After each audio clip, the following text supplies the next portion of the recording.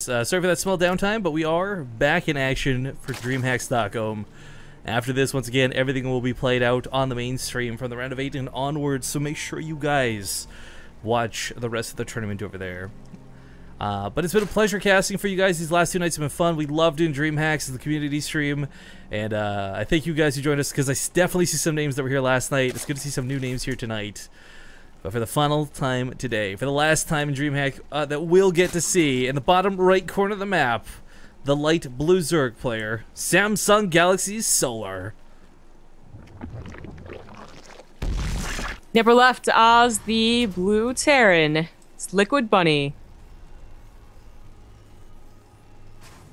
So, I mean, you guys are obviously going to get to see one of these two continue forward in the tournament, but yeah, it's again one of these matches where I love both players so much, both in and out of the game. Really nice players, really nice personalities, good skill when it comes to StarCraft 2. I'm so jaded because I don't know who I want to win this one. Like, gun to my head, I'd still have to flip a coin. But as we've seen out of Solar in that last game, he's definitely got the potential. Game 1 was a little bit weird, okay, sure. But Bunny also played Game 1 incredibly well. So, you know, with one game apiece, neither of those games complete cakewalk. I'm really excited for this final one. Yeah, that game 2 is just weird. You know, Bunny, was he just, you know, did he miss his macro rounds for his SCVs? Did he not hotkey the 3rd command center? Or what was going on, and why he had such a low SCV count after only losing 10? But that was the case, and of course he wasn't able to carry into the macro game. The real question right now is, does Bunny, you know, throw out in the 3rd game the ace match, a weird tactic, an aggressive build? Or does he, you know, plan on doing good like he did on the 1st game? You'd love to plan to do well, but, you know. Right, that's like when you're playing, when we're doing team games. Like, alright, what's the strategy? Win! Okay. It's just like, that didn't work, Yeah, plan better next time. But, yeah, I mean, it's...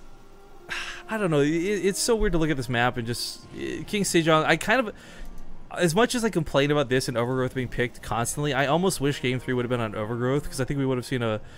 We'll definitely see a different game here than we would have ever seen on Overgrowth. King Sejong's got some very unique map qualities to it, and we see, honestly, it's not that it's Zerg or Terran favored, but it's like once you get that control of that map, man, it's so hard to get it back if you've lost it. So, you know, Solar's going to start off well, get a creep spread, he'll be running around the Lings, but, you know, Bunny starts pushing, he gets that supply line at like 13 Marines at a time. It's really hard to break.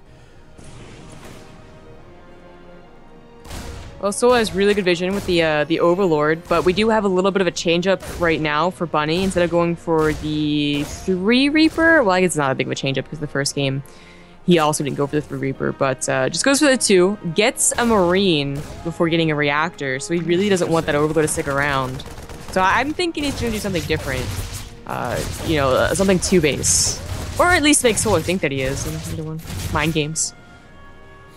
And actually, jokes aside, that would actually be some pretty sick mind gaming, but 3rd CC comes down, the Overlord will not see it. Well, it seems like it was a little bit, you know? Like, he didn't have to go ahead and kill that Overlord. He could have been like, okay, Solar, like, go ahead and see that I have a 3rd command center, I'm going to beat you in the macro game. But that wasn't his choice, you know? And, okay, so it is a little, okay, so a Starport comes up again. Last time we saw it was a Banshee. That one Banshee did help out a lot. It was other places that Bunny, you know, faltered. Yeah, it's funny you phrase it like that, because it is a nail on the head description.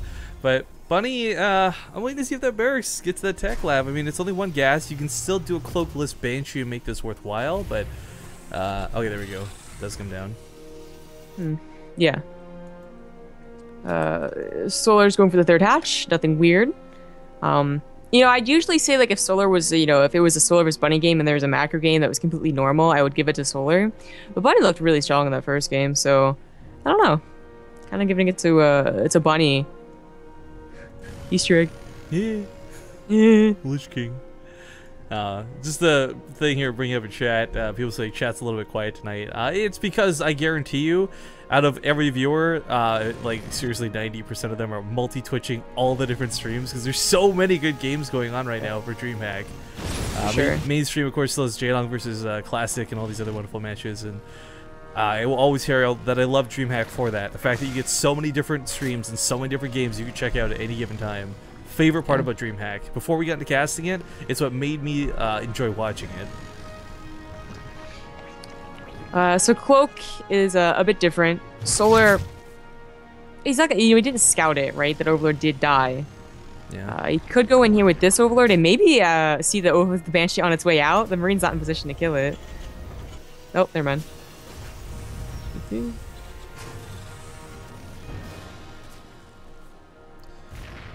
Oh, we did have third base get down here for Solar. So, you know, there was that first game where he was kind of deterred.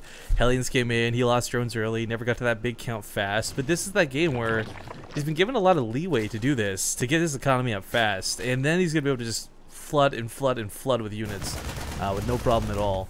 Bunny goes to the shallow wall. I love this. We're seeing this come more and more frequently out of players, and I just like it better. It's pretty much almost the same, slightly smaller than like spreading up here on the top, but being built in like this, you get a little bit of extra fire and fight place too. So it's a very minor thing, just one thing I do enjoy seeing. That poor Marine was on the wrong side of the wall. Yeah. Union more useless. Alright, Sporkle finishes just in time. I'm not sure that Banshee got any kills. One, two. Before Four. turns have died. Four. But Engineering Bay will get completed, so you can repair this. This was kind of scary actually, how much damage that was doing, but the Hellions coming to clean this up and infestation taken care of. But I mean, 3 SCVs were lost trying to build that wall. So as funny as it is that the Banshee only got 4, Solar still got 3 SCVs, kind of tit for tat. Yep. Hellions coming by. There isn't a lot of wing defense. They're all attacking the rocks. It's like, it's too creep. Yeah, so we won't be able to like dive in on the third. It's always a risk on this map to do so. Oh. Man, that was such an FU blast in that like creep tumor. Just like they didn't even stop. They just like shot and kept going. Out of my way! I don't got time for this. Bunny looking for some sweet spot to hit with these Banshees. Can hold position here, maybe pick up a couple drones. Definitely get the queen if he chooses to fight. But of course, if he picks off the extractor, that's not too bad of a kill either. No, I just feel like he really could have gotten the Banshee or the Queen. Well, now I can't. Ooh, loses the Banshee though. That's gonna be a sting. Yeah, so almost nothing right there. He could have gone with the Hellions though. Oh, that would have been so sick. I mean, that third is really quite oversaturated. Oh well. Well, busting down the rocks opens up the pathway to the fourth for Solar. Also gives you another opportunity to run around the map. Obviously, you don't want to run through the Hellions on the left, and you can just completely run around for free on the right. This Banshee will get away for the time being, but Banley's starting to get morphed in. He's getting everything necessary. Once again, like, Solar doesn't quite have the tools yet to play this game out for a fight, but he's getting there. He's so close to just getting, I mean, he's got 2-2 on the way. As soon as speed kicks in, that's where you start taking fights off of Creep as a Zerg player. And even the Muta's coming into play now, too. Something we didn't actually see much of, if it, no, we did we even see any Mutas last game? Yes. Okay. They destroyed the Yep, sorry. But there was, yeah, it was such a small investment. It came so late in the game. The Banelings and the Zerglings really carried him through for this. So we've definitely seen without Mutas he can control well. With Mutas, of course, it gets a little bit nicer too. Those Minarines don't have any medevacs with them. Here they are. That's scary. Solar's 2-2 is like way far ahead of Bunny. And like, oh no, the almost around came down. He could still pick up and boost out though, and he has to, in fact.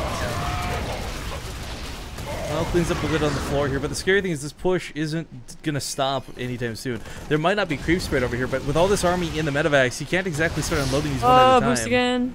Yeah, not a whole lot of splash again. The Hellions do drop. They can transform into Hellbats. That's what he does. He needs something, so the Banelings don't just say, "Whoa, yay, Marines." Yeah. Marines without combat shields, no less. They're going to finish up here in a second, but had that engagement gone down, it's 10 less health on each of the Marines. Yikes. Yeah.